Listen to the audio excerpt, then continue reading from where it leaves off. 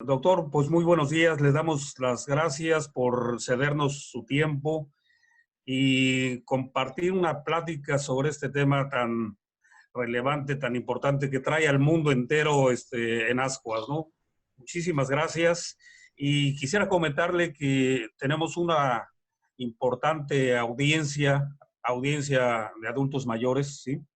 Conformada principalmente por representantes de diferentes secciones de nuestra Asociación de Jubilados.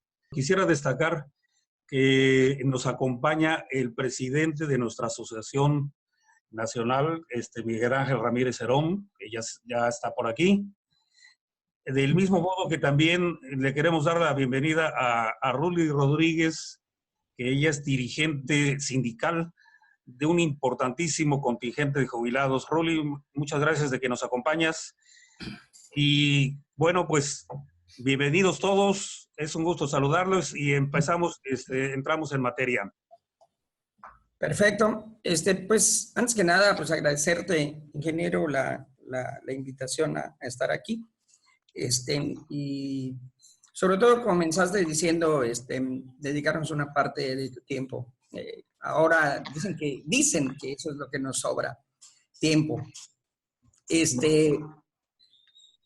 Porque no estamos en las tareas habituales que siempre realizamos. Y puntualizar dos o tres cosas, ¿no? Pues un servidor es un profesionista de la salud, funcionario público actualmente. No estoy laborando porque soy precisamente también del equipo de ustedes, también soy de la tercera edad, 64 años de edad. Soy epidemiólogo de aula, epidemiólogo de computadora, como decimos nosotros, epidemiólogo de compu, pero también de campo. O sea, el epidemiólogo que solamente ve números, las estadísticas, como todos los días ya nos sobreexpusieron a una gran cantidad de números y formamos parte de estadísticas. Desafortunadamente, casos positivos, no positivos, contagiados, sí contagiados, etcétera, etcétera. Muchas veces nos olvidamos de lo más importante, ¿no? Que es la persona en sí, su conducta, su comportamiento ante este fenómeno inédito en los últimos, cuando menos en los últimos 100 años. Poca gente ha tenido la oportunidad de estar en el ojo de una pandemia. Y comenzamos diciendo de qué es una pandemia. Una pandemia es cuando una enfermedad se eleva el número de casos de una manera descontrolada y que aparece en 2 o 3 países o más de diferentes continentes. Todos sabemos que somos 5 continentes en el mundo, que esta enfermedad comenzó en el continente en China, en Asia, luego pasó a Europa y ahora el epicentro está en América. Y por eso se llama una pandemia. Es un virus. A ver, doctor, me adelantó una pregunta que quería formularle precisamente. Sí.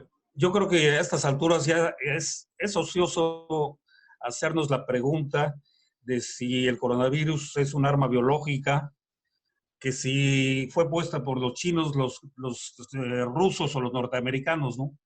Porque lo que estamos viendo es algo real, algo que se está presentando y no nos queda otro remedio que afrontarlo, venga de donde venga, ¿no? Yo le quería preguntar qué características, qué hace diferente al COVID de otras pandemias por las que hemos pasado. Como todas las situaciones problemáticas, siempre hay gentes que defienden una situación y otros que y hay que escuchar a ambos. Lo que es un hecho es que ya tenemos el virus, que es un virus nuevo. Hay muchas voces, muchas opiniones que hablan que este virus, el único que lo pudo haber creado es la naturaleza, ¿sí? Y que era un virus de la raza de los animales, del reino animal, igual que nosotros, pero que era muy difícil que pudiera pasar al ser humano. Sin embargo, se ha hecho. Hay quienes creen en la teoría esta de que es creado por la naturaleza y hay sus detractores porque pues el ser humano, desafortunadamente, para mi opinión personal, pues siempre ha intentado manipular a la naturaleza disque para el beneficio de la humanidad. Y hay gentes que dicen que sí fue creado, lo que es un hecho y que algunos dicen, y yo sí quisiera, dada la calidad de la gente que está ahorita en la videoconferencia, son profesionistas con mucha experiencia, decirles que ahorita hay circulando en las redes un mundo de basura, las fake news, porque se han perdido los mecanismos de la comunicación. Anteriormente la comunicación se daba por escrito, cuando sabemos que la comunicación oral es más creíble.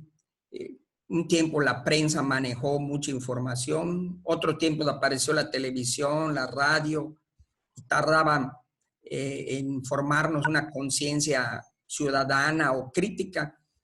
Pero ahora con los medios electrónicos, y empezaron el Facebook y algunas redes por allá, pues como que la información se hizo más rápida, más veloz, pero también menos clara, menos transparente. Y ahora con las redes sociales, el manejo que se le da, cualquiera opina. Ya cualquiera es epidemiólogo, cualquiera es experto, ¿sí? Y en última instancia, pues es un tema que desafortunadamente, lo digo como técnico, aunque también he sido funcionario público, pues ahorita el tema está en la cancha de los políticos. Y ahorita cualquier político, gobernador, presidente municipal, ya son expertos en un tema que los menos expertos son los epidemiólogos, ¿sí? Porque es un virus desconocido. Y lo que hoy aplicó para Wuhan, pues no aplicó para otros lugares. Y se han armado muchas polémicas y que nos han conducido a tener políticas erradas y erráticas. ¿Qué quiere decir? Erradas, porque, por ejemplo, un día se dijo que los cubrebocas no eran funcionales, ¿sí? Y entonces, pues no usemos los cubrebocas y no usemos los cubrebocas. Y luego, cuando se empezaron a hacer los estudios, ¿sí? Se empezó a utilizar la tecnología, se empezó a utilizar la Big Data, o sea, los datos esenciales y no esenciales, o sea, el saber todas las cosas que un ser humano desarrolla durante el día, pues se llegó a la conclusión que el cubreboca sí era necesario, era importante. Y entonces, pues nos condujo a este tipo de decisiones erradas y erráticas, cuando que los médicos originalmente sabemos que usar el cubrebocas, por supuesto que evita los niveles de contagio. Tan es así que cuando tú vas al médico y te va a realizar una sutura, pues se tiene que lavar las manos, se tiene que poner guantes y tiene que usar cubrebocas. Y todos nosotros hemos visto que los pacientes que van a sus tratamientos de quimioprofilaxis o de radioterapia, lo primero que hacen es usar cubrebocas. ¿Por qué? Para evitar la contaminación, el contagio. Y entonces cuando una autoridad investida por un documento político o X o Y, nos dice a más de 100 millones, no usemos cubrebocas, pues no usamos cubrebocas. Y luego nos dicen, no, pues ahora sí hay que usarlos. Y entonces, pues ya no sabemos a quién creer, ¿no? Entonces, por eso yo hice el comentario de que soy epidemiólogo de compu, pero también de campo. Porque a veces las grandes decisiones las toman los que manejan los números, los big data, pero no puedes tú dictar una política de aislamiento en algún lugar si no sabes cómo vive la gente. A lo mejor el guárdate en casa, a lo mejor en algunas localidades no solamente no aplicó, sino que aumentó la capacidad de transmisión de la enfermedad. En el medio rural, donde en un solo cuarto conviven 6, 7, y increíble que parezca hasta 10 personas, tener un caso positivo allá confinado es una alta transmisibilidad, ¿no? Entonces yo creo que se sobreexpuso mucha información y ahorita toda la gente está esperando las 6 de la tarde para escuchar opiniones y todos nos convertimos en epidemiólogos instantáneos, ¿no? Y lo que nosotros queremos es que a final de cuentas, por ser gentes de la tercera edad, que se nos ha dicho que como somos un segmento de la población que En un país como México sí es muy abundante porque somos una población con un gran número de habitantes. A alguien se le ocurre decir que los que más riesgo corren son los de la tercera edad, que tienen hipertensión, que tienen esto, que tienen lo otro, y pues todos nosotros vivimos con el Jesús en la boca, ¿no? Pero Precisamente, doctor, perdón, precisamente por ese motivo es que ante el alud de información que circula por los medios electrónicos, por las redes sociales, queríamos contactar con una persona enterada del tema, ¿no? Y el título a la plática precisamente le dimos un enfoque de adultos mayores, porque claro, se ha hablado del efecto de la edad, de qué manera la edad tiene que ver con la mortalidad o con el daño que puede causar este virus. bueno, lo que pasa es que una de las cosas que la comunicación debe de cumplir, pues le hablan que son las 4 Cs. Una, tiene que haber claridad, tiene que haber consistencia, tiene que haber credibilidad y tiene que haber confianza. Pero si ahorita nos dicen, cuando andábamos por los 45,000 casos en México, y nos dicen que hay 16,000 casos positivos, pero que no salieron de alta porque se hicieron en laboratorios privados, pues dices tú, bueno, son 45 o son 60,000. ¿Por qué no le crees a los privados? Y sí creerle a los públicos. Y cuando te dicen que hay tantas defunciones y te aparecen con que en el Valle de México hay como 3,000 registros que todavía no saben, pues entonces empezamos a perder confianza y credibilidad, porque no hay claridad en la comunicación. Entonces, un servidor que es epidemiólogo y tratando de hacer un juicio muy objetivo, porque tampoco quiero yo decir consuelo de tontos, ¿no? Y que yo venga aquí y yo trate de engañar, ¿no? Yo pertenezco a esta tercera edad, ¿verdad? Y tengo que sopesar muchas opiniones de muchos lugares, ¿verdad? Y no decir es cierto o no es cierto.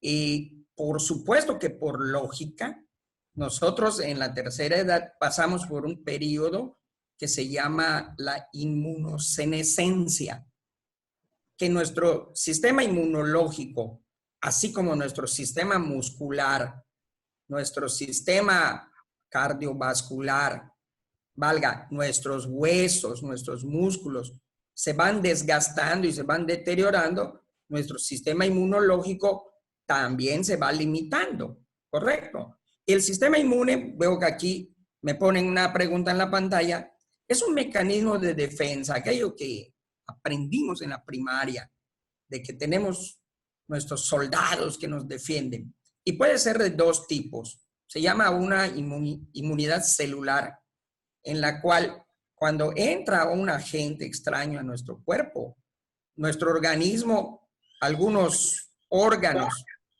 producen los leucocitos. ¿Y quién produce los leucocitos? Voy a tratar de ser breve pero explícito. Nosotros tenemos en los huesos largos, por ejemplo, en el húmero, que es el del brazo, en el fémur, en la pierna, y toda la columna vertebral, ahí adentro, se llama canal vertebral, tenemos médula ósea, lo que muchos le llaman cuando aporrean el hueso y sale todo eso negro, que le llaman tuétano en algunos lados, se llama médula ósea. Esa médula ósea tiene la función de formar glóbulos rojos, glóbulos blancos y plaquetas. Los glóbulos blancos son el mecanismo de defensa celular. Esos glóbulos blancos son de 5 tipos. Unos se llaman linfocitos, monocitos, neutrófilos, eosinófilos y basófilos. Cuando a alguien le hacen un estudio de biometría hemática, te salen tus glóbulos blancos y te dice y luego cuántos linfocitos, cuántos monocitos, neutrófilos, eosinófilos y basófilos. Esos son nuestra inmunidad celular. Entonces, los linfocitos producen unas células, cuando entra un virus y una bacteria, producen unas células que se llaman células T, y esas son las que nos defienden. Pero hay otra inmunidad que se llama humoral. La inmunidad humoral es cuando entra un virus, una bacteria, nuestro cuerpo produce moléculas. Una molécula es la unión de dos o más elementos, como el agua. El agua es una molécula formada por hidrógeno y por oxígeno, H2O. Entonces, nuestro cuerpo produce macrófagos, produce fibroblastos, que cuando entra un agente extraño, pues, se unen las moléculas y van a atacar. Entonces, nuestro sistema inmune es de dos tipos, celular y humoral. ¿Por qué es importante saberlo ahorita? Porque tenemos que ver cómo podemos fortalecer nuestro sistema inmune. La manera de fortalecer nuestro sistema inmune, la forma de fortalecer nuestro sistema inmune no es con medicamentos, es con alimentos. Lo dijo Aristóteles hace miles de años. Tu mejor medicina es el mejor alimento. No se trata de comer mucho, sino comer bien. Y hay una serie de productos de alimentos que debemos consumir, pero no ahorita porque haya una pandemia lo hagamos como locos, ¿no? O sea, hay que ser muy cautos, muy precavidos y muy orientados.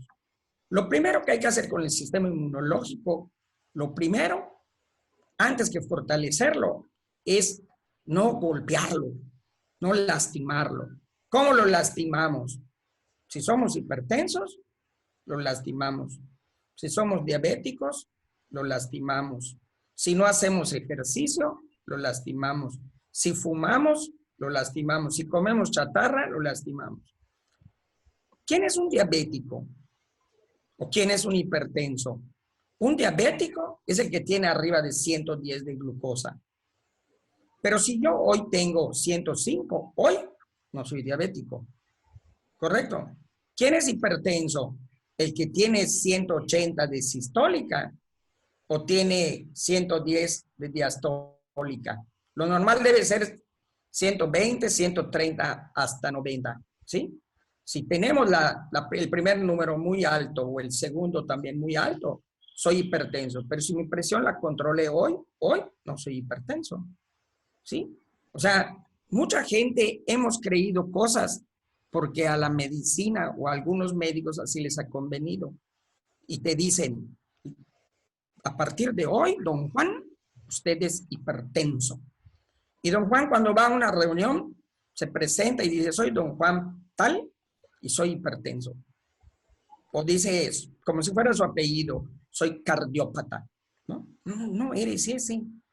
Tú eres una persona que hoy tienes tu azúcar elevada, pero mañana la voy a tener controlada. ¿Qué tengo que hacer? Lo que deba yo de hacer.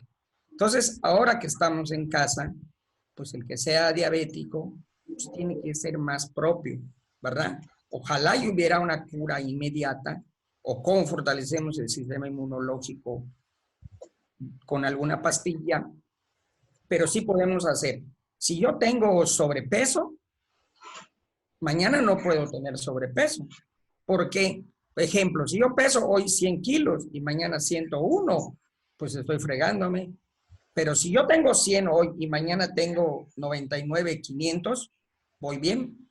Y si luego salgo de esta pandemia, salgo con 94 o 95, ya gané.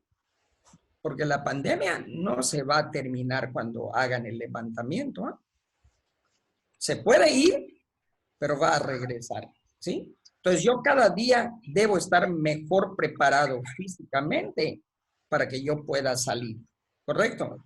Entonces cualquier enfermedad que yo tenga, debo de hacerlo conducente para mejorar, ¿sí? Y los alimentos, pues de una vez puedo aprovechar para el tema y si tienen alguna pregunta, decirles cuáles son. Por ejemplo, el ajo, el jengibre, los arándanos, los frutos secos, los champiñones y ya les dije los frutos secos, ¿no? O sea, como almendra, nuez, las que son semillas. Y lo más económico, pues son los cítricos, la papaya y la sandía. Esos son los que fortalecen nuestro sistema inmunológico. Y lo que fortalece nuestros macrófagos, nuestros fibroblastos y eso, no me lo van a creer, ¿sí? Pero es la gelatina. ¿Sí? Quiero entender, doctor, que la clave radica más en fortalecer nuestro sistema inmune que en esperar una cura milagrosa o un antídoto o una vacuna, ¿no? Ah, ese es otro tema que también, yo, miren, no soy ni muy optimista, pero ni tampoco un pesimista, ¿sí? Yo siempre trato de construir mentalmente un escenario eh, pesimista, un escenario optimista para que luego nos agarre la realidad. Pero la realidad se construye con la experiencia, ¿sí? La gente, ¿por qué tiene miedo a veces? Por hablar claro. La gente tiene miedo porque no conoce. Cuando tú vas conociendo las cosas, vas perdiendo el miedo, ¿sí? Es como cuando vas a viajar por avión por primera vez en tu vida y todos dices, tengo miedo, tengo miedo. Tienes miedo porque no sabes, porque no conoces, que es más difícil que haya un accidente de aviación que un accidente de autobús, ¿sí? Entonces, el que quiere quitarse el miedo tiene que conocer mejor. Pero por eso yo les decía lo de la información basura. O sea, hay tantas cosas que lee uno. Que si haz gárgaras con sal, con bicarbonato, que si con limón y con eso. No, no, no, no. Eso son otras cosas. Lo que yo sí les puedo decir, y ya tocamos el primer tema que yo considero más importante, es fortalecer nuestro sistema inmunológico con nuestra alimentación. Ya les dije los alimentos, ¿sí? Que son nuestro mejor medicamento, son los alimentos. Todos los medicamentos que nosotros consumimos, todos son hechos a partir de frutas y vegetales, todos. Para el estreñimiento te dan papayina. Ustedes saben, para los calmantes que nos dan, el diazepam, alprazola, todas esas cosas, ¿saben de dónde viene? De la papa, ¿sí? El diazepam es la papa. Bueno, hasta el Viagra, dicen, es de la sandía. La vitamina para los diabéticos, ¿de dónde viene? Se llama licopeno, viene del tomate. Entonces, ¿qué quiere decir? Que mientras más regresemos a comer natural, nuestro sistema inmunológico se mejora. Lo que sucede es que hagamos un juicio muy crítico y vean que hemos cambiado nuestra alimentación más hacia los procesados, ¿sí? Mucho más hacia los procesados. Todo está fácil conseguirlo en una tienda, ¿sí? Son procesados y esos alimentos deterioran nuestro sistema inmunológico. Cuando nosotros ingerimos un alimento, ese alimento tiene que pasar desde el deseo de comerlo para fabricar enzimas y proteínas que empiecen a desbaratar los alimentos. Y luego tienen que desdoblarse hasta llegar a elementos químicos, que son los que están en la tabla periódica de elementos, el cobre, estroncio, broncio, magnesio, zinc, hierro, etc. Y nuestro cuerpo se forma de 4, ¿sí? Que es el carbono, hidrógeno, oxígeno y nitrógeno. Entonces, hay una serie de reacciones bioquímicas que cuando nosotros le damos alimentos procesados, nuestro cuerpo no reconoce esos alimentos. Y esos alimentos los tienen que desdoblar. Cuando consumimos mucha carne, ¿sí? A la gente le da hasta problemas ir a defecar, porque la carne es una proteína cuaternaria, o sea, muy compleja.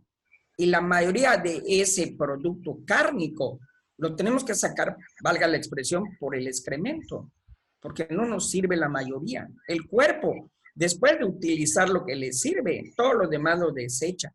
Igual hace la orina, todo lo que consumimos de líquidos. El riñón tiene que realizar 4 funciones: formar la orina, filtrar la orina, reabsorber la orina y formar y secretar eritropoyetina. La eritropoyetina sirve para estimular a la médula ósea para formar glóbulos rojos. Si alguien ha tenido un paciente, un familiar con insuficiencia renal, les mandan unas ámpulas de eritropoyetina de 2,000, 3,000 o 5,000 unidades que cuestan un mundo de dinero para que al paciente se le inyecten y se produzcan glóbulos rojos. Entonces, cuando nosotros no comemos productos que sean benéficos al riñón, benéficos al sistema digestivo, estamos lesionando nuestros órganos. Es como valga la analogía, es como un automóvil que le carguemos mucho al carburador o mucho al radiador. Entonces debemos consumir alimentos que le hagan beneficio al cuerpo y no que lo dañen. Es como el que consume alcohol. El que consume alcohol está exponiendo a su hígado a manejar productos que no puede manejar. Es como que a tu auto nuevo le eches petróleo en lugar que le eches premium, ¿sí? Entonces, este es el momento de que depuremos nuestra alimentación. Depurando nuestra alimentación, depuramos nuestro sistema inmunológico, lo fortalecemos. Salir a tomar el sol, caminar un poco, ¿verdad? Fortalecemos el sistema inmune. ¿Por qué el sol? Por la vitamina D, ¿sí? Ahora, los fármacos. El escenario que yo veo es, retomando algunas de las cuestiones que me preguntaste antes, si es natural o es creado el virus. Aunque fuera creado, pues los que lo crearon hasta ellos se van a ir. Por lógica, ¿sí? Los laboratorios están trabajando. O sea, mientras nosotros estamos en una videoconferencia, otros epidemiólogos están analizando números, otros médicos están atendiendo pacientes en los hospitales, otros están detectando. Hay gentes dedicadas a la fabricación de un fármaco, como pasó con la influenza, ¿sí? Con la influenza, cuando pasó, rápidamente sacaron un fármaco que fue el Tamiflu, que fue el oseltamivir. Y los primeros pacientes, los primeros meses, fallecían. A los pocos meses salió el oseltamivir y el Tamiflu. ¿De dónde venía el oseltamivir y el Tamiflu? Venían del primer brote de coronavirus que tuvimos. El primer brote de coronavirus fue en el 2003, ¿sí? Precisamente en China, el famoso SARS, síndrome agudo respiratorio, ¿sí? Pero como solo se limitó para lo que es China, Asia, pues ya no se siguió experimentando más. Pero a partir de eso se formaron, ¿sí?, medicamentos y se tenían ya las patentes de los medicamentos. Entonces, cuando viene este brote, dicen, seguramente que era el SARS. No, acuérdense que la humanidad ha crecido por el conocimiento acumulado. Entonces salió el oseltamivir y el Tamiflu. Luego, en el 2009, aparece la influenza y lo que se había utilizado para SARS, se utilizó para influenza y dio buenos resultados. Luego, cada año sale una vacuna para influenza, ¿sí? Entonces, te vacunan este año, pero con la información que se tiene para saber qué cepas. Entonces, como ya tienes la vacuna original, por ejemplo, este año circuló la cepa 15 y 16. Rápidamente los laboratorios cambian las cepas y se lo ponen a las nuevas vacunas y entonces te vienen a vacunar en ciertos meses. Por ejemplo, la influenza comienza en la semana 40. Va a comenzar en octubre y termina en mayo. Se llama influenza estacional y hay que vacunar a la gente. Entonces, ahora que sale lo que es el COVID y lo manifiestan por los chinos en diciembre, en menos de 65 días ya hay medicamentos que se están probando en tratamientos que pudieran manejarse como para pacientes ambulatorios, como fue el oseltamivir. Hay gente que ya está trabajando en ello. Se habla de la hidroxicloroquina, se habla de la cloroquina y de algunos otros fármacos que ya están pronto por probarse. Están en la fase 1, fase 2. Estamos hablando de que procedimientos que para la influenza tardaron 6 meses, hoy están tardando 6 semanas. Ese es un medicamento ambulatorio. En el caso intrahospitalario, hay estudios que dicen que hay ciertos fármacos que se están empleando que mejoran el manejo de los pacientes. Se está manejando el remdesivir. De hecho, Estados Unidos y México están participando. Se están utilizando fármacos ya creados ya puestos a la venta al público, porque crear un nuevo fármaco está mucho más difícil. Entonces, es el mismo fármaco, pero le hacen algunos cambios. Entonces, lo que a mí me compete y el seguimiento que yo he tenido de algunos casos en lo particular, y se los quiero como comentario para que nos fijemos en dónde estamos, es que los protocolos hospitalarios, es que todos nos diluimos con los contagios y no contagios, pero en la atención médica ha habido mucha gente que ha consultado y que ha salido. Y acuérdense que desafortunadamente los seres humanos tendemos a fijarnos más en las malas noticias que en las buenas noticias. Pero hay una gran cantidad de gente que no ha tenido mucho problema. Yo les quiero de 2 o 3 casos. Tengo un amigo que me buscó y me dice, oye, Rubio, salí positivo. Le voy a explicar su historia clínica rápida. 62 años de edad, alcohólico activo, diabético descontrolado, hipertenso descontrolado y obeso. Fue ingresado, le pusieron puntas nasales en su naricita, le dieron su manejo, y cuando entra el paciente al hospital, no solamente entra y le dicen, a ver, póngase allá y lo vamos a intubar. No es así. El paciente ingresa, lo valoran y le hacen una serie de análisis. Y aquí, se los voy a decir de experiencia, hace 2 meses fue este caso. Este paciente cuando entró, no solamente le hacen pruebas del tórax, se le hacen radiografía de tórax, ultrasonido, tomografía, se da a lo mejor hasta una ecografía, se hacen estudios de laboratorio, se hacen unas pruebas específicas para buscar unas enzimas que se llaman el dímero E y ferritina, porque se presumía que el coronavirus no era solamente respiratorio. Y aquí, en Yucatán, hace meses, los protocolos de la atención médica lo hicieron. Y encontraron que este amigo tenía niveles elevados de ferritina. Ferritina es un derivado del hierro.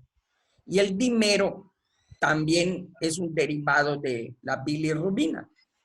¿Y qué quiere decir cuando hay un exceso en sangre? Que la enfermedad está afectando a los glóbulos rojos. Y los glóbulos rojos son los que transportan a través de la hemoglobina, transportan el oxígeno.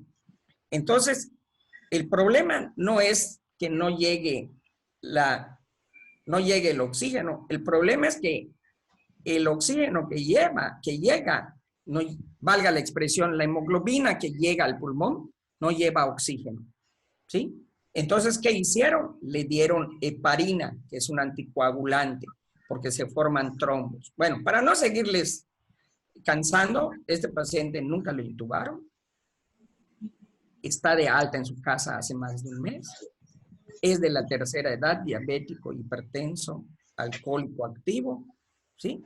Y feliz y contento, porque lo atendieron a tiempo. Esa es la clave, lo atendieron a tiempo, ¿sí? Y eso es lo que uno... Nos están llegando muchas preguntas. De hecho, desde días previos teníamos algunas preguntas que no quisiéramos que dejaran de verse. Nos compartió una gráfica que habla de la incidencia de la mortalidad en función de la edad. En función de la edad. Junto con esta gráfica, le quisiera yo preguntar o que nos diera su opinión respecto a por qué es importante mantener el confinamiento. Es importante por el tema que yo les comenté hace ratito. Lo que se llama la inmunosenescencia. La inmunosenescencia es, valga el término, es la degradación de nuestro sistema inmunológico. Ya no nos defendemos igual que cuando teníamos 20 años. Por ejemplo, ¿por qué a los niños no les afecta tanto? ¿Sí? Y entonces hay una explicación fisiopatológica que a veces a los médicos, en lo general, nos gusta hablar muy técnicamente. Yo trato de no hablar muy técnicamente, pero hay cosas que hay que decirlas tal cual. Lo que pasa es que el coronavirus, sí saben que se llama coronavirus porque tiene los piquitos esos que se llaman spikes, ¿sí?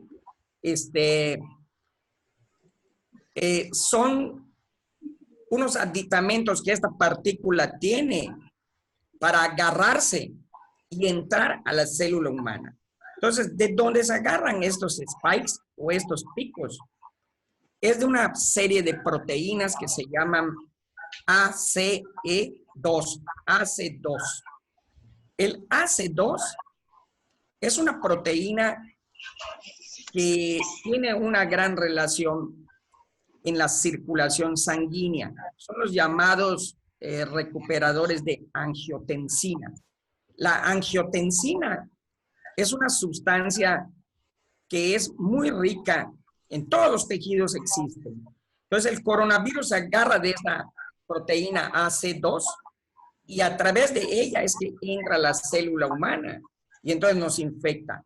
Entonces en los varones estas proteínas AC2 se producen muchísimo en los testículos del varón, ¿sí? Y los factores hormonales tienen que ver, pues, lógicamente, con la edad. Por eso las mujeres y los varones tienen el mismo porcentaje de infectarse, pero la letalidad es más en los varones. Es lo mismo que sucede porque en los adultos mayores, por las cantidades de proteínas AC2. Esas proteínas las tenemos desde la nariz. Y lo que se ha encontrado es que en los niños o en los jóvenes, esas proteínas casi no existen en la nariz. Entonces, en la nariz de los adultos mayores como nosotros, estas proteínas sí existen. Si alguno de ustedes ha acudido por control de hipertensión, notarán que algunos de los medicamentos que nos han dado o que les han dado en alguna ocasión son, por ejemplo, el captopril, el enalapril, el telmisartán, el losartán, se llaman inhibidores de la ECA, ¿sí? Y esto tiene que ver con la desactivación de los recuperadores de angiotensina, ¿sí? Por eso también afecta a los hipertensos, pero los hipertensos controlados no los afecta porque los medicamentos están bajando los niveles de AC2. Por eso es más frecuente en los adultos, porque los adultos tenemos más cantidades de esta proteína AC2 que los niños. Los niños casi no desarrollan la enfermedad, o si la desarrollan no son graves porque no tienen gran cantidad de AC2, que es los reconvertidores de angiotensina. Doctor, una pregunta que ha sido muy recurrente, le encuentro muchísima lógica, es ¿cuál sería su recomendación? ¿Qué sería lo que tendríamos que hacer en el caso de que fuéramos detectados positivos? ¿Qué nos recomendaría? Yo qué les recomiendo en lo práctico, que es lo mismo que yo vi con este amigo. O sea, no tienen idea ustedes de cuántas personas me hablan, primero porque he sido funcionario y segundo porque yo los trato de ayudar prácticamente. Si uno se va desafortunadamente a la burocracia que existe en nuestras instituciones prestadoras de servicios, nos vamos a perder, ¿sí? Hay un pasaje del contagio que se llama hipoxia silenciosa. La hipoxia silenciosa, el paciente tiene alguna sintomatología leve. ¿Cuáles son los signos? Son fiebre mayor de 38, dolor de cabeza y tos. Son los principales. Si tienes algún otro como estornudos, malestar general, dolor muscular, sí. Entonces el paciente muchas veces va a su unidad y le dicen, pues usted nada más tiene fiebre y un poco de tos. Vaya a su casa, que se siente usted mal, regresa. Te vas a tu casa, a las 24, 36 horas te empiezas a sentir mal. Vas y te dicen, ¿y por qué esperó usted tanto? Pues si esto es de un momento a otro, ¿correcto? Entonces, ¿por qué? Porque vuelvo a repetir, los síntomas no son solo respiratorios.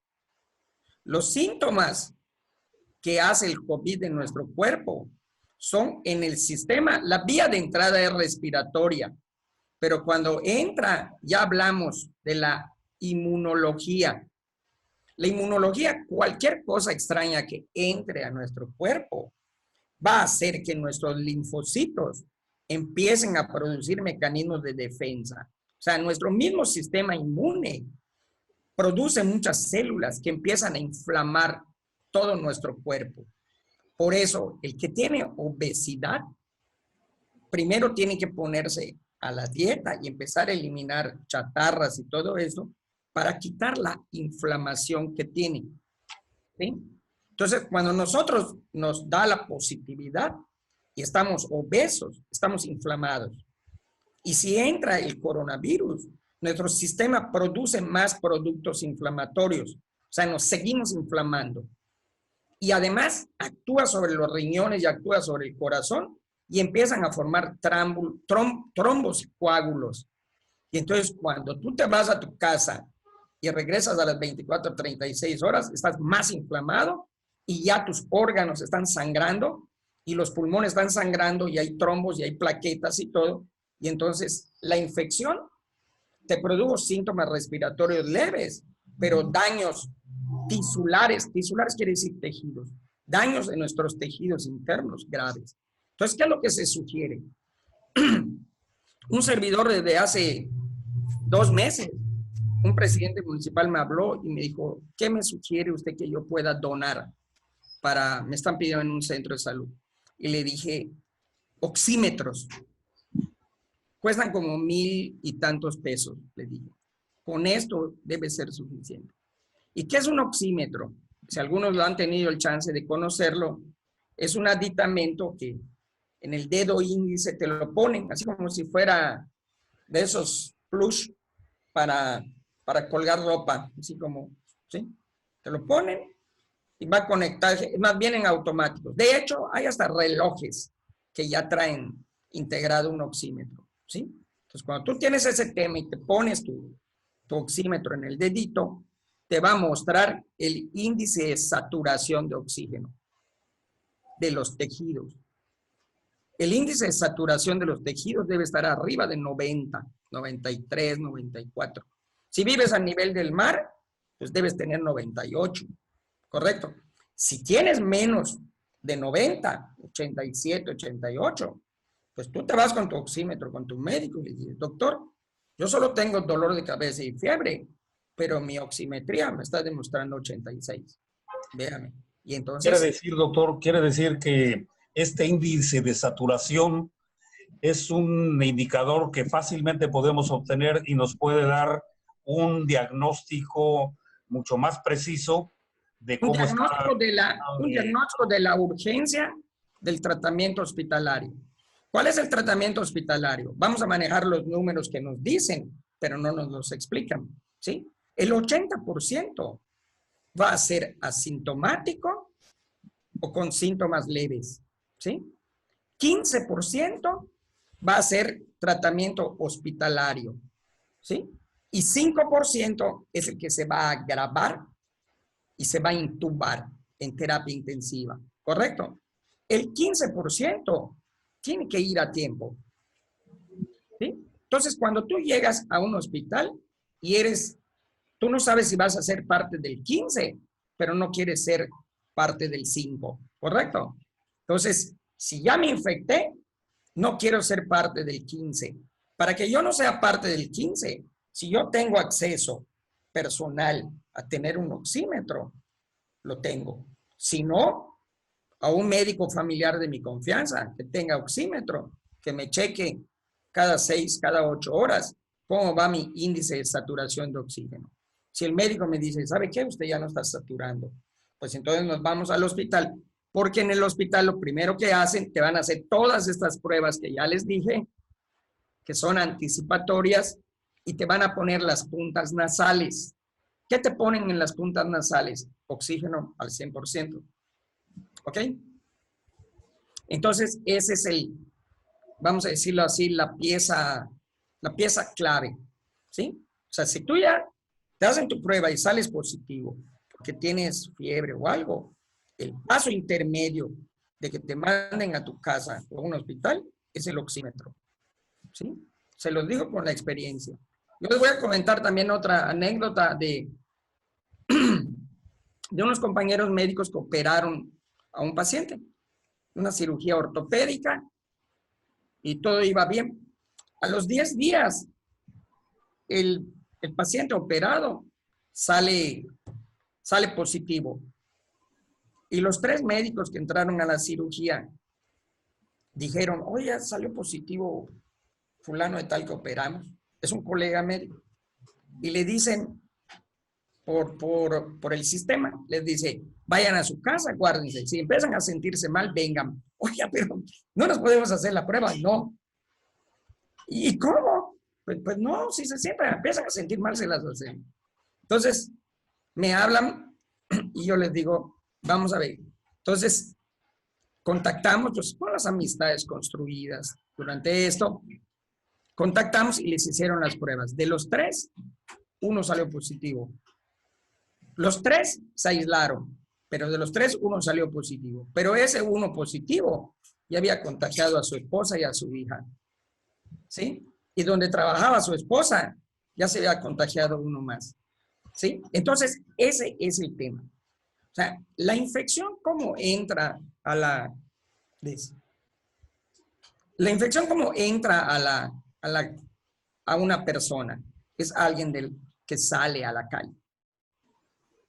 No golpea la puerta ni espera que tú abras la puerta para que entre. Alguien tiene que salir a buscarlo.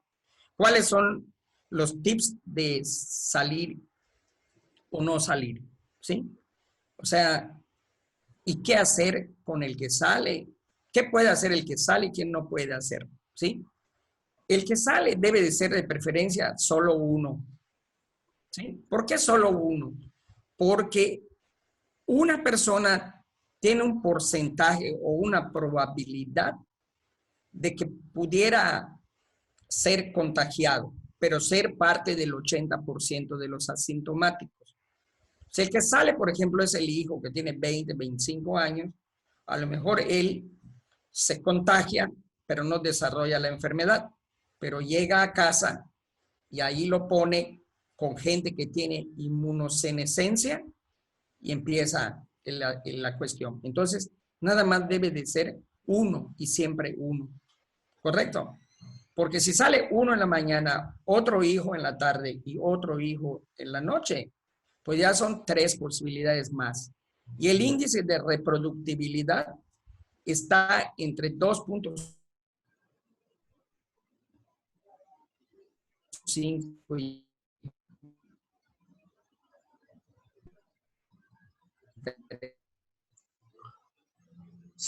Se fue el audio, doctor.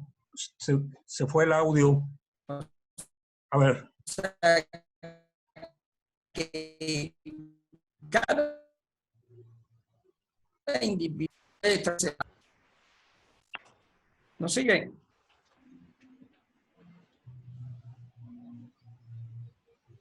¿Regresó? Sí, ahí se escucha. Ahí ya. se escucha. Entonces te decía, aumenta el valor de la reproducibilidad, ¿sí? Entonces hay que tratar de salir menos, fortalecer el sistema inmunológico y saber qué hacer. O sea, el consejo es buscar dentro de todo el sistema un personal médico confiable que vaya a hacer el enlace, ¿sí? Ya vieron ustedes las dramáticas historias de que llevan al familiar al hospital y ya no hay más, ¿correcto? ¿Sí? Entonces, no es buscar un médico que entre y dé información, sino un médico que les oferte el plus de esto. Para mí es el oxímetro. El oxímetro. Sí, Tener sí, ese índice muy claro, claro. claro. Por ejemplo, estos compañeros médicos, como son médicos, tienen oxímetro. Entonces, toda la familia de uno de los médicos, todos estaban contagiados. ¿Y qué es lo que hacían? Pues nada más se ponen en el dedito un minuto el oxímetro. Estamos arriba de 90. Estamos arriba de 90 y eso les da la tranquilidad. Si llegas a tener por debajo de 90, bueno, pues entonces ya buscas otro tipo de ayuda. O sea, esa es no se lo pueden decir a todo el mundo, pues no habrían suficientes, pero hoy en el mercado Aquí existe. están haciendo una pregunta precisamente del oxímetro. Sí, Acaba de traer una pregunta acerca del oxímetro. Dice que si es suministro de oxígeno. Yo lo que entendí es que es un instrumento que mide un índice de saturación de oxígeno en el así organismo, ¿no? es. Así es. Es un aditamento. Ahí voy a mostrar mi dedo. Es un aditamento que en el dedo índice se coloca. No sé si Ajá. ustedes han entrado a ver a los pacientes hospitalizados y ven que tienen un montón de cables y en su dedo índice tienen un aparatito, ¿sí? Así como un enganchador, ¿sí? Y ese enganchador mide el índice de saturación, ¿sí? Perdón, ¿pueden repetir el rango? Es El arriba de rango. 90 es satisfactorio. Por debajo de 90 ya es cuestionable, ¿verdad? Gracias. Tú Y lo puedes mostrar nuevamente, por favor. Mira qué fortuna. es ese, es ese. Aquí lo tengo. Y ahorita hay en Mercado Libre y todo están más o menos como 1,100 pesos a veces. Depende. 98. Estoy bien. En la farmacia del ahorro lo había en venta. 98 tiene, excelente. Muy pocos llegan a 100, ¿sí? Pero eso, cuando te dicen es positivo y tienes fiebre, tienes algo, eso es fundamental. Y acuérdense, y si lo han leído por allá entre las muchas que trepan, lo que se llama hipoxia silenciosa, ¿sí? Entonces la gente dice, oiga, sí, estaba bien mi familiar cuando lo ingresé. ¿Cómo es que? Pues sí, cuando lo llevaron y le hicieron sus pruebas, se encontraron que el daño ya se estuvo realizando, ¿no? Entonces, ese es el tema relevante, ¿sí? El tema relevante es tener el oxímetro, ¿sí? Ahí está el oxímetro. Qué Y es oportuno. más, de hecho, les puedo comentar, hasta en relojes, hay relojes que están saliendo, que ya traen ¿sí? Y acuérdense que también hay localidades, por ejemplo, ahorita la temperatura, en los termómetros todavía están con aquellos de sacudir y ponértelo bajo el brazo 3 minutos. Ahorita con una pistolita, ¡pum!, te ven tu temperatura, ¿no? O sea, esas son las tecnologías que A se ver, deben utilizar, ¿no? quisiera formular una recomendación. Seguro que aquí en Mérida podemos conseguir un oxímetro y compartirlo entre los compañeros que tengan esta preocupación y de igual en cada localidad asegurarse de tener cuando menos un oxímetro. Yo creo que sería una Claro, buena conclusión, ¿no? pues por supuesto. Si lo tuvieran disponible, por ejemplo, alguien que sepan que ya salió positivo y que tiene algún problema, pues se llama para monitorear, ¿sí? Porque muchas veces no hay medicamentos y ese es otro tip, ¿no? O sea, hay quienes dicen que sí, hay quienes, no es cuestión de curar. Es lógico que el proceso trae una sintomatología. ¿Qué trae? Tos. Hay que calmar la tos, ¿sí? Entonces, el medicamento para la tos es el dextrometorfam o jarabes a base de codeína, ¿sí? Codeína. Codeína. Codeína. Y para la fiebre, muchos manejan el paracetamol, pero acuérdense que también hay un proceso inflamatorio que hay que evitarlo, ¿sí? Y muchos recomiendan utilizar el naproxen, ¿sí? Lo que sí no hay que utilizar, y muchos dicen, no, pues es que sí se debe utilizar antes, que es la cortisona. Se sugiere que mejor no. La cortisona es un medicamento que se utiliza cuando ingresas al hospital, ¿sí? Por los controles que hay que llevar. ¿Por qué? Porque, por ejemplo, si tú empleas cortisona y el paciente es diabético, le vas a complicar la diabetes y se complica todo. Los medicamentos que se pueden utilizar por fuera, porque cuando tú vayas a ir al Seguro Social, hay una cola enorme y lo que muchos dicen es que llegas allá y vas a convivir con un montón, ¿sí? Y entonces en lugar que se mejore la situación, se complica.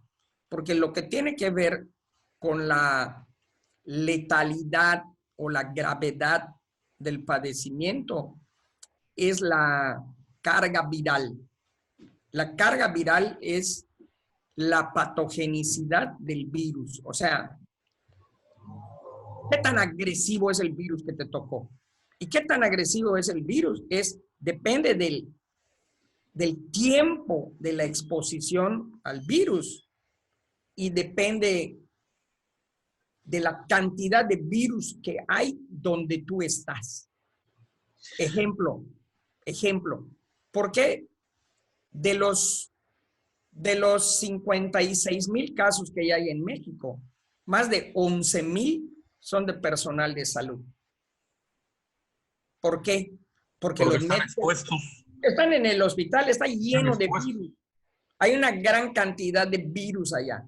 Entonces, cuando el médico, es un decir, se descuida en su cubrebocas o en algo, la cantidad de virus que se le inoculan está riquísimo en virus eso, ¿sí? Entonces, se calcula que 1,000 partes de virus, 1,000 partes, son suficientes para causar la enfermedad, ¿sí?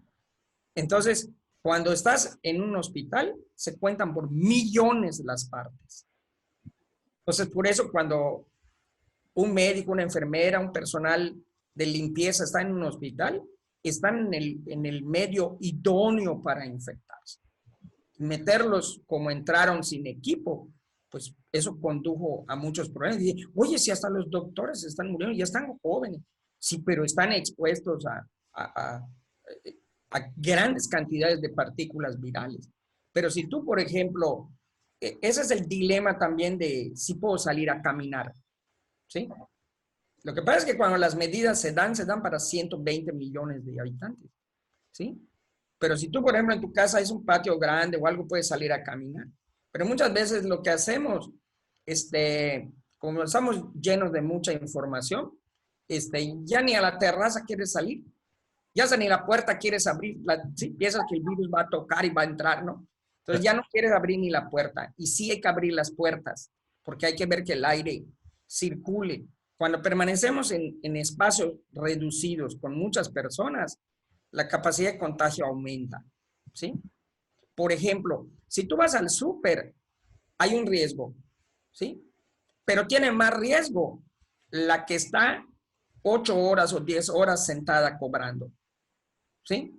¿Por qué? Porque está más expuesta. Imagínense cuántos entran a una tienda, a un súper. 2,000 gentes, pues todos llevan sus virus o no virus y todo lo demás. Y la que está sentada allá, ¿sí? Pues está con todas esas cargas. Si tú fuiste y tardaste 20 minutos, no estuviste expuesto mucho tiempo. ¿Correcto? Esos son los últimos. Toda esta información, los únicos que nos dan esta información son los que la capturan, los que la procesan y la interpretan. ¿Quiénes son? Son los países con alta tecnología. Son los países que tienen lo que le llaman el Big Data, ¿sí? O sea, ya saben ellos que sí, que no. Nosotros, por ejemplo, ya quieren que los niños vayan a clase y todavía no sabemos qué va a pasar, así como que vamos a ir a ciegas, ¿no? Entonces, tenemos nosotros que ver. Y no hemos hecho pruebas, esa es la cuestión, ¿no? Entonces, yo creo que de lo relevante que hemos hablado hasta aquí, creo que lo importante es el oxímetro, lo segundo es los antiinflamatorios y jarabes para la tos, ¿sí? Y fortalecer nuestro sistema inmune, ¿no? Doctor, no quisiera abusar de su tiempo. Todavía tengo yo muchas preguntas, pero de igual forma quisiera dejar un espacio abierto para que entraran preguntas que han estado formulando diversas preguntas. Una de ellas incluso ayer fue muy insistente los compañeros de Tuxtla. Siento que la pregunta que ellos formularon de alguna forma ya la atendió, pero Roberto Albores, ¿quisieras retomar la pregunta que hacían ayer? Sí, buenas tardes a todos. Al parecer ya quedó contestada, pero vamos a formularla de nuevo. La pregunta era que una vez que la persona ha sido contagiada por el COVID-19, ¿por qué es más fulminante y mortal en hombres que en mujeres? Gracias. Sí, lo comenté hace ratito, es porque el varón tiene más de estas proteínas AC2, ¿sí? Tiene más. O sea, esas proteínas que son los reconvertidores de angiotensina, que son donde se agarran los spikes del virus, ¿sí? El varón tiene más de estas. Al tener más proteínas, captura más virus. Al entrar más virus, pues es mayor la agresión. Esa es la cuestión. Y la mujer, además, por los factores hormonales. Las hormonas de la mujer permanecen más tiempo que las del varón, ¿sí? Y esto se ha visto, se ha comprobado, que cuando tienen la misma probabilidad, muy parecida de infectarse, pero de que se agravan más los varones, eso sí es cierto. Y esa es la respuesta, porque los varones tienen más proteínas AC2. Gracias, doctor. También por aquí había una pregunta de Monterrey. Roberto, disculpa. Adelante. No, estaba agradeciendo nada más. Muchas gracias. Mucho gusto. Sí.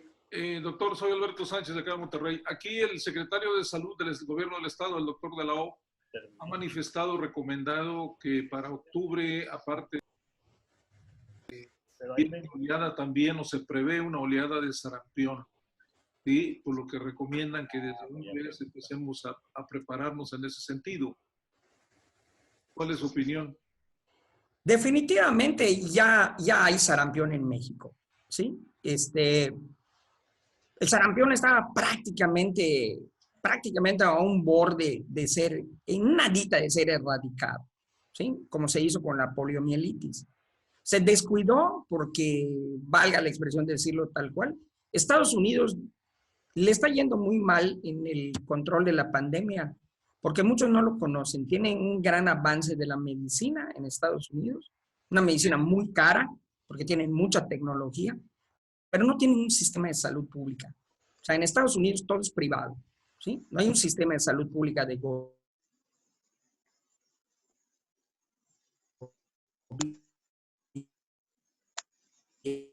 gobierno como hay en México, ¿sí? Y entonces en Estados Unidos, y luego aparecieron los primeros casos, creo que en Cancún aparecieron los primeros casos, gente que vino de por allá, y luego esos casos aparecieron en el Valle de México. De hecho, entre el Estado de México y la Ciudad de México ya hay más de 170 casos, ¿sí? Y es inevitable que se va a diseminar otra vez en el país. Y desafortunadamente, en México, sin afán de polarizar, el sistema de salud nos agarraron movidos en el cambio del sistema y de tener un sistema de vigilancia epidemiológica muy fortalecido, pues nos agarraron en curva, como dicen, ¿no? Y entonces ahorita como que estamos un poquito paralizados, ¿no? Dicen que mucho análisis conduce a la parálisis, ¿no? Entonces, como que ahí viene también ya la influenza y tampoco se están preparando las vacunaciones, etcétera, etcétera, ¿no? Entonces, es una crisis sanitaria, más que solamente la pandemia. Es una crisis sanitaria que va acompañada de una crisis económica. Es muy difícil, pero sí, la recomendación que doy a este grupo es, si hay hijos, nietos que no hayan sido vacunados todavía, hoy es el momento que pueden aprovechar. Hay estados donde sí hay la vacuna, que acudan a que se las pongan. No tiene nada que ver, esta pandemia no produce nada. vayan y póngansela, porque el sarampión hay que tener en cuenta que es una enfermedad mortal también, ¿sí? Y él recomendaba que incluso los que ya fuimos vacunados o bien... Reforzar. Los que tengan más de 30 años de haber sido vacunados, Sí. pegar un reforzamiento, ¿sí? Ok, Así gracias. es, para servir. Bueno, parece que a veces vienen por oleadas aquí las situaciones. Aquí alguien está preguntando acerca de esto que se mencionó mucho en Estados Unidos, el dióxido de cloro, que se hablaba como una cura universal y mágica. ¿Qué nos podría comentar acerca de esto, doctor? No, yo creo que es una más de las que han ido saliendo, ¿verdad? De salirse de lo convencional, ¿no? O sea, a veces, yo lo digo tal cual, a veces son las famosas fake news para desviar la atención, ¿no? Como lo que está haciendo el presidente norteamericano, ¿no?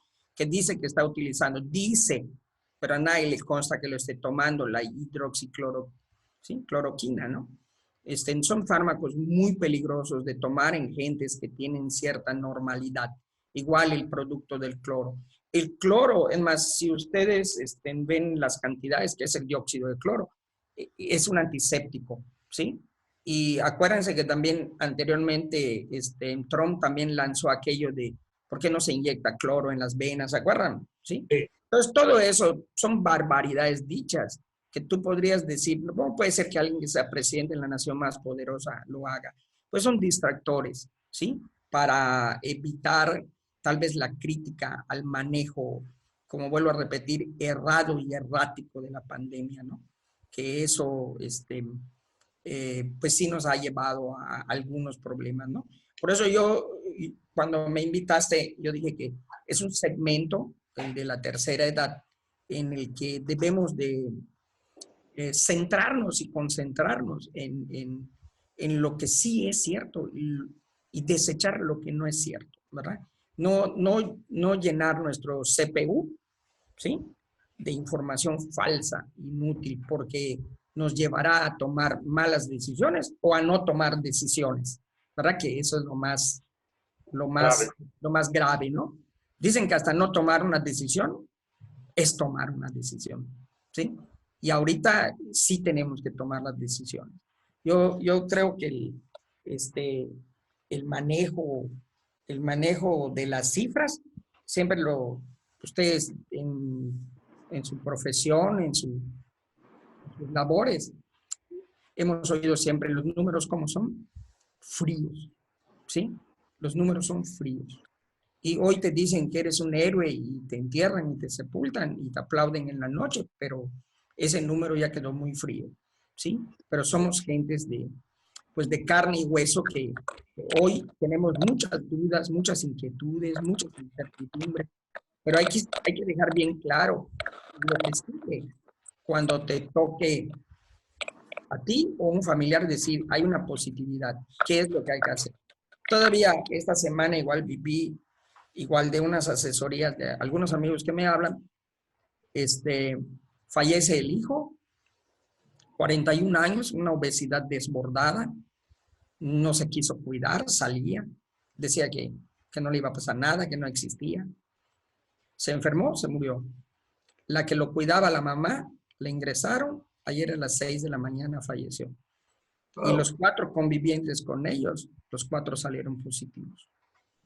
O sea, en una semana ya se fue mamá, hijo y 4 positivos más en una familia, ¿sí? Y te preguntan, ¿qué hacemos? Y yo les dije, uno de ellos no tenía ni IMSS ni ISSSTE. Ese falleció en el sistema de salud. La mamá era viuda de un pensionado, fue atendida en el ISSSTE. Y los otros 4 tienen seguro social por CFE. Y le dije, vayan al sindicato y presionen para que les hagan la prueba. Porque no se las quisieron hacer. Vayan. Por aquí vemos a algunos compañeros muy inquietos levantando la mano. Sí. Creo que primero Pepe Meléndez estaba solicitando el turno y le pasamos a Aarón después. Ok. Adelante, Pepe. Buenas tardes, doctor. Buenas tardes. Mi duda es la siguiente. Yo tengo un par de conocidas que se recuperaron de este problema. Lo hicieron de manera, digamos, artesanal, a como Dios le dio a entender. Pero yo no quiero seguir esas condiciones que ellos tomaron, sino quiero saber cómo sería un proceso de atención domiciliaria, porque a estas personas, cuando se dirigieron al Seguro Social, lo primero que les dijeron es regrésense a su casa. Si se sienten que ya no pueden respirar, vengan al hospital. Pero pues eso ya es prácticamente, Sí. te estás muriendo. Claro. Entonces, una de ellas, lo primero que hizo fue tomar evaporaciones de eucalipto 3 veces al día, así lo más caliente posible, y estar tomando aspirina en dosis muy altas. Pero eso, le digo, eso es una, digamos, forma artesanal de hacerlo. ¿Cómo sería una manera que usted recomienda? Hace ratito lo comentamos, pero así muy en lo general, ¿no? Ahora en lo particular. ¿Es bueno o es malo el té? Es bueno, no es malo, no provoca nada. Pero ¿qué puede y qué debe uno hacer? Tomar mucho líquido, agua de preferencia, ¿sí? Número 2, el reposo. Número 3, antitusígenos, o sea, jarabe para la tos, ¿sí? ¿Cuál es el recomendado? Dextrometorfán o que tengan codeína. Hay uno, el nombre comercial se llama Troferit, ¿sí? Para la tos, si hay tos. Para el dolor de cabeza, malestar general, el naproxen. Es un antiinflamatorio. O sea, si el COVID produce inflamación, nos estamos adelantando con el naproxen. Y ahí paremos de contar. ¿Por qué no la aspirina? Se lo voy a decir. Porque no hay un control. La aspirina tiene un proceso metabólico que es un analgésico, o sea, para el dolor y para la temperatura. Pero se les descubrió que tiene un efecto que se llama antiagregador plaquetario, o sea, que evita que se formen trombos. Entonces, a ciertas cantidades, los pacientes que son cardiópatas o que han sufrido una embolia, un accidente vascular cerebral, se les da cierta dosis de aspirina retard, o sea, una aspirina que se degrada lentamente, ¿sí? Porque evita que las plaquetas se agreguen, o sea, se junten, se coagule la sangre, por así decirlo, la vuelvan más líquida. Las plaquetas son, junto con los glóbulos rojos y los glóbulos blancos, es el líquido que viaja por la sangre, por los vasos sanguíneos, ¿sí? Entonces, cuando tú tomas aspirina fuera que no es la retard y empiezas a tomar mucha aspirina, te puedes ir al efecto de provocar una hemorragia cerebral, ¿correcto? Entonces, es un medicamento peligroso. Entonces, la sugerencia es el naproxeno. Naproxeno, jarabe para tos, y sí, todos los tés y las infusiones, bienvenidas. De hecho, y lo quiero decir, porque seguramente que va a empezar también a circular. Las nebulizaciones. Las nebulizaciones son esas aspiraciones. Hay gente que las hace con el famoso Big Vaporub, ¿sí? Lo calientan y se aspira, ¿sí? Adelante, no hay ningún problema. El problema es cuando empleamos cuestiones invasivas. ¿Cuáles son las invasivas? Que tengas que meterlo al organismo, ¿correcto? Todo lo que sea el té, infusiones verdes, yo lo dije hace rato, entre los alimentos que fortalecen el sistema inmunológico están las infusiones verdes, el té verde, el eucalipto, adelante. Y los fármacos, yo digo que son esos dos. Y otro es, no dejen de tomar fármacos si tienen para la hipertensión, si tienen para la diabetes, esos los tienen que seguir tomando. Aarón, sí, buenas tardes. Soy Aarón Garduño. Un amigo mío me recomendó que yo tomara, en caso de que se me presentara el coronavirus, lo tratara con epinefrina. ¿Es correcto? No, No, la epinefrina es el nombre comercial. En realidad es un neurotransmisor. Ese neurotransmisor lo produce la corteza suprarrenal del riñón. El nombre es adrenalina. ¿Sí? Adrenalina se llama. Usted ha oído hablar de la adrenalina, ¿verdad? La adrenalina es la que nos mantiene vivos. ¿Sí? Cuando alguien te va a atropellar o te va a tirar un objeto, es el que te hace reaccionar de inmediato. Esa es la adrenalina. Cuando la gente, por ejemplo, sufre un paro cardíaco, ¿sí? Y te inyectan, ahí lo ves en las series, te inyectan en el corazón, lo que te inyectan es adrenalina. O sea, es epinefrina. Es un medicamento muy peligroso. Por ejemplo, cuando vas al odontólogo, ¿sí? Y te van a anestesiar con esas agujas delgaditas, te pregunta el odontólogo, ¿no es usted hipertenso? ¿No es cardiópata? ¿Sí? Si le dices que sí, te ponen bajas dosis. Porque sientes cuando te está poniendo el anestésico, sientes cómo estás circulando y cómo tu cara va quedando roja, ¿sí? Y sientes cómo se te entume. Es un fármaco muy peligroso, la epinefrina. Se llama adrenalina, ¿sí? Y el otro, que se llama norepinefrina, es la noradrenalina. Son hormonas que se llaman neurotransmisores. Son muy delicadas. No se recomiendan. O sea, no, creo que fue muy buena su intención, pero no, es peligroso. Es peligroso. Porque me decía que es como si fuera una alergia. Entonces, cuando uno es alérgico, ya ve que se ponen trombos. No, absolutamente no. No funciona esa lógica. El coronavirus no produce un aspecto alérgico, lo que produce es una respuesta tromboinflamatoria. O sea, produce trombos, o sea, rompe los vasos sanguíneos y forma trombos, forma grupitos de plaquetas que ya no circulan en la sangre, ¿sí? Y entonces por eso está el dolor de cabeza, porque la sangre ya no circula porque está como coagulada la sangre, se producen trombos, ¿sí? Se produce tromboinflamación. O sea, los macrófagos, lo que dije hace rato, el sistema inmunológico, se inflama nuestro cuerpo. Y entonces ya no pueden circular, no funciona el sistema respiratorio, no funciona el sistema circulatorio, no funciona el sistema renal y se llama falla múltiple. Entonces, al principio, los primeros casos los manejaban como si fueran bronquitis y neumonías. Entonces, todos peleaban en luchar por los respiradores. Ya vieron que ahorita ya no hay pleito por los respiradores. Porque no es un tema solamente de respiración, sino es un tema trombótico y es un tema inflamatorio, ¿sí? Entonces, cuando el paciente llega al hospital, le hacen pruebas para ver qué tan inflamado estás y qué tantos coágulos tienes. Y entonces te dan la heparina. La heparina evita. La heparina es el medicamento que se pone cuando te hacen una hemodiálisis, para que la sangre que te están transfundiendo no se coagule porque está sentada. Te ponen heparina, que es un antitrombótico. Entonces te ponen heparina, te los trombos y te dan ¿Y la heparina? ¿Se puede conseguir la heparina?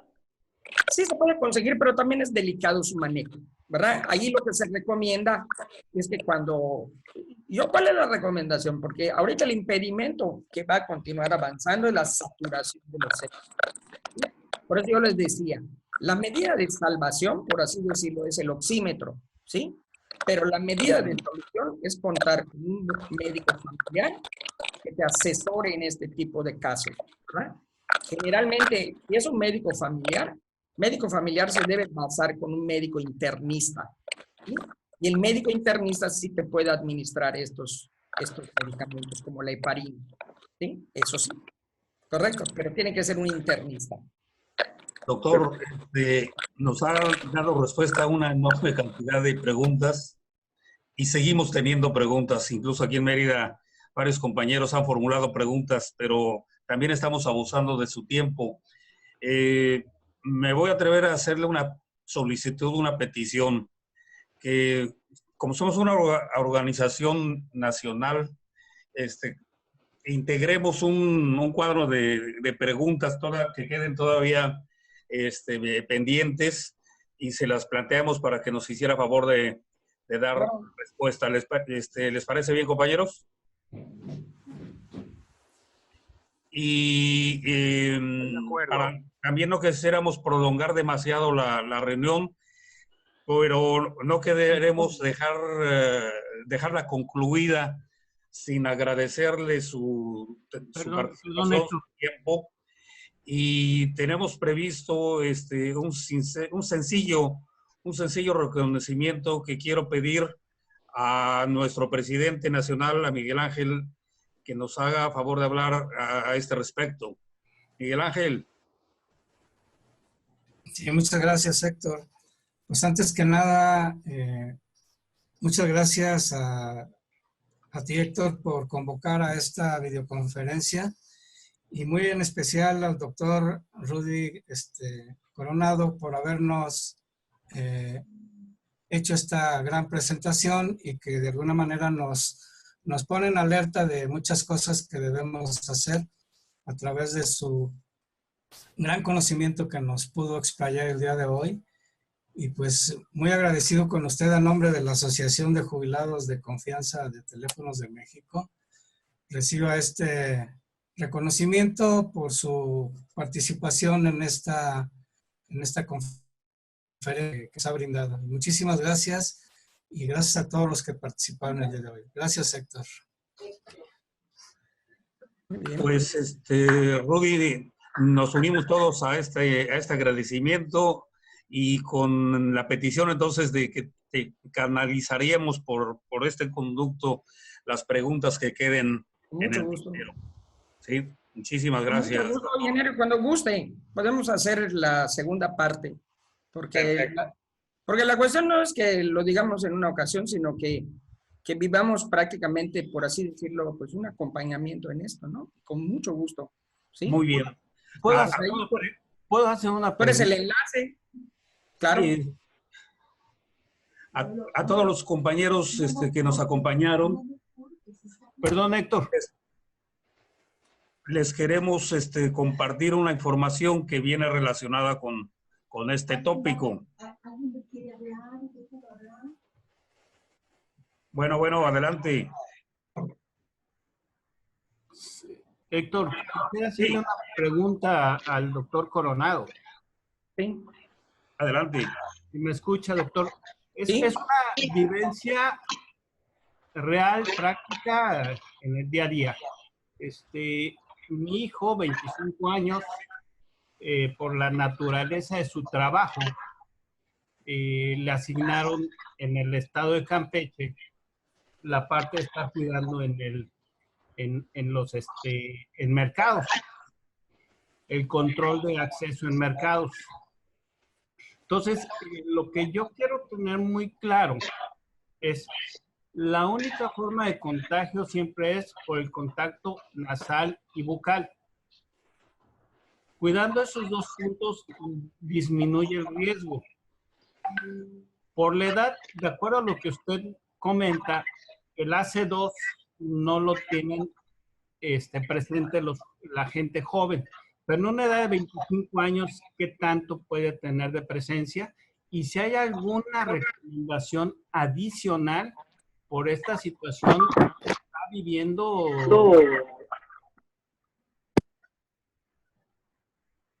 Sí. Con mucho gusto. Mire, la vía más frecuente, lógicamente, es la oral, ¿no? O sea, nariz, boca, ojos, ¿sí? Pero también se habla de los fomites, ¿sí? Los fomites es las cosas que se tocan, ¿sí? Las cosas que, por ejemplo, la gente que viene de fuera, que agarró otras cosas en otro lugar. Por ejemplo, aquí en Mérida acaba de pasar, se hizo un muestreo en el mercado de 119 personas. 47 salieron positivos. Ninguno tenía síntomas, ¿sí? Pero sí son transmisores, ¿correcto? Ese es el problema de no haber hecho pruebas, ¿sí? El 80% de la población cursa asintomático, ¿sí? O sea, de los casos, no de la población. ¿Sí me explico? Sí. ¿Por qué de los casos? Porque, por ejemplo, en España, después de que les pegó tanto, o sea, tantos enfermos, tantas defunciones, hicieron pruebas para ver quiénes tenían anticuerpos contra la enfermedad y encontraron que solo el 5% de la población en general tenía anticuerpos. O sea que eso que le llaman la inmunidad de rebaño lleva varios años, ¿sí? Tenerla para que el virus desaparezca. Entonces, los jóvenes que salen por cuestiones de su trabajo, hay que ver que salgan con muchísima protección, ¿sí? Cubrebocas, careta y guantes. Y cuando regresen, tienen que practicar la desinfección para entrar, porque si no, ellos lo van a llevar, aunque ellos no desarrollen la enfermedad. ¿Correcto? Correcto. Porque ellos no tienen mucha AC2, ¿sí? Pero además que no tienen mucha AC2, su sistema inmunológico está muy poderoso, ¿sí? Tienen un sistema inmunológico muy poderoso, ¿correcto? Entonces, ellos a lo mejor ni van a hacer casos, ¿sí? O sea, del 100% de los positivos, 80% fueron asintomáticos, 15% leves y 5% graves. Pero cuando hacen el estudio a toda la población, solo el 5% tiene anticuerpos, ¿correcto? Por eso ahorita, para que se pueda regresar a la nueva normalidad, se deben de hacer pruebas de anticuerpos para saber. Es un ejemplo. Yo me hago la prueba y sale que mi titulación de anticuerpos es buena, pues a lo mejor voy a salir con cierta confianza. Pero si yo no tengo anticuerpos, pues mejor no salgo, ¿correcto? Claro. Ese es el manejo errático que yo les comento, que hemos tenido en México. Errado y errático, ¿sí? Pues un día decimos una cosa y luego decimos otra. Pero ahorita resulta que sí sirve el cubrebocas. Pero entonces hay gente que ya se le quedó en la mente, bueno, pues si ya dijeron que no, pues ya, pero es que ya lo volvieron a decir en Twitter. Pero no toda la gente tiene Twitter. Claro. O sea, no toda la gente tiene, aunque tenga un smartphone, no toda la gente tiene la capacidad sociocultural de entender muchas cosas, desafortunadamente. Claro. Ahora, me surge ahorita con lo que toma, disculpe, foro. No se preocupe. La condición real que estoy viviendo día con día. Claro. Hace el comentario de los guantes. Recientemente, por las cuestiones de nuestra generación, tanto telefonistas como cronológica, me presenté al Seguro Social para ver una cuestión administrativa. Al llegar al Seguro Social, pues yo llegué preparado con careta, cubrebocas y guantes. La persona que me recibió me dijo que no los usara porque son portadores o conservadores de todo ese tipo de virus y bacterias.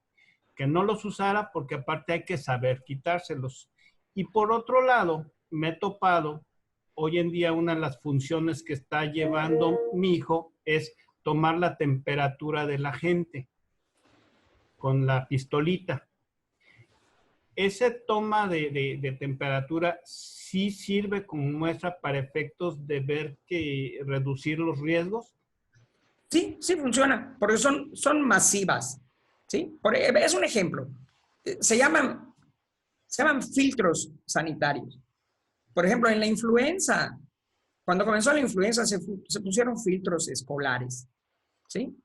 Y yo siempre les he dicho que antes que el filtro escolar está el filtro familiar. O sea, si tu hijo tiene calentura, no lo lleves a la guardería, no lo lleves a la escuela.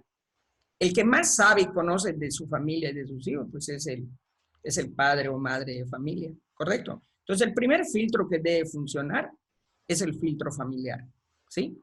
El filtro familiar va a ir tu hijo a trabajar, que vaya bien protegido, pero también cuando regrese, que se desbacterice como debe ser, ¿correcto? O sea, tu casa debe ser una aduana, ¿sí? Al salir, bien protegido. Desinféctate bien para que entres bien, ¿correcto? Correcto. El criterio de una secretaria, de un médico, otro médico, a lo mejor al rato, conversan ustedes con otro médico y le dice otra versión de la que a lo mejor yo tuve, ¿correcto? Porque, repito, como hay muchísima basura en las redes, ¿sí? Todos ya somos opinadores a favor o en contra, ¿sí? Entonces, dicen que lo que polariza, paraliza, ¿sí? Entonces, ok, lo escucha usted y adelante, pero yo sigo usando mis manos. Por ejemplo, es como el cubrebocas. Uno está usando su cubrebocas.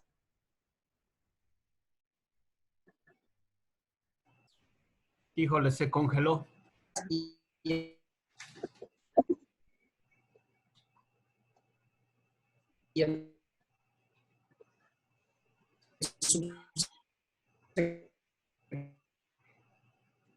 Disculpe, doctor. El secretario de Salud decía, no lo uses.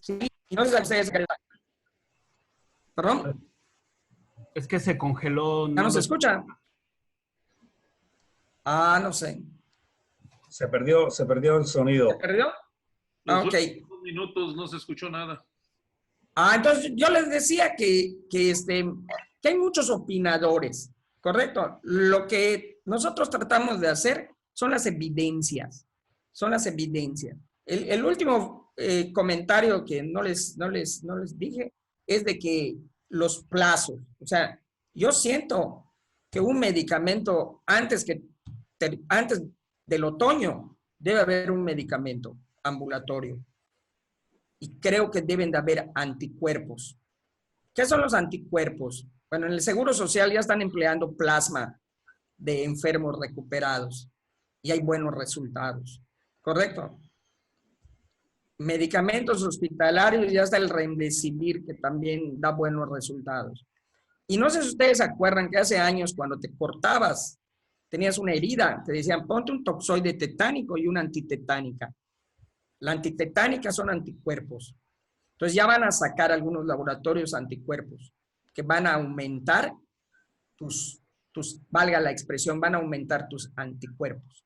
Pero cuando tú te cortabas y tenías una herida muy fea, muy sucia, te ponían el toxoide, que era la vacuna, y te ponían la antitetánica, que son anticuerpos. Entonces hay laboratorios que ya están pronto a sacar los anticuerpos. De manera tal que cuando se avecina el invierno te van a poner anticuerpos para que tu sistema inmunológico esté más potente y te puedas defender mejor. Entonces, el escenario no es muy optimista, pero tampoco es muy pesimista. O sea, por cuestión evolutiva, el ser humano siempre ha resuelto los problemas que se le planteen. Y pienso que esta no va a ser la excepción. No va a ser a muy corto plazo, pero antes que termine el año deben de empezar las buenas noticias. Ese es el criterio que yo tengo. Pues doctor, nuevamente, muchas gracias. Muchas gracias. Yo creo que vamos a tomar la palabra de hacer una segunda reunión para muchos compañeros que no tuvieron la oportunidad de participar. Y nada más antes de despedirnos, compartir con todos los compañeros un mensaje que es el siguiente. Durante el transcurso de este evento, recibimos una llamada de la Dirección de Recursos Humanos sobre el tema del pase de supervivencia, ¿sí? Y nos dijeron que podemos tener la garantía y la seguridad de que mientras dure la contingencia de salud, no van a hacerse suspensiones de pagos. Recuerden que el aviso era que esperáramos una llamada telefónica, pero si no la recibimos, no se preocupen, no va a haber suspensión de pagos. Esa es la llamada que recibimos hace una escasa media hora y la quería compartir con todos ustedes, ¿no? Y pues, no habiendo más que agregar de momento, un saludo a todos, compañeros, y nuevamente muchísimas gracias, doctor. Muy bien, claro que sí, ingeniero. A sus órdenes. Héctor, muchas gracias por tu apoyo y por tu invitación. Que la pases bien, Héctor. Aquí estamos a tus órdenes, en Pachuca. Héctor, gracias, doctor.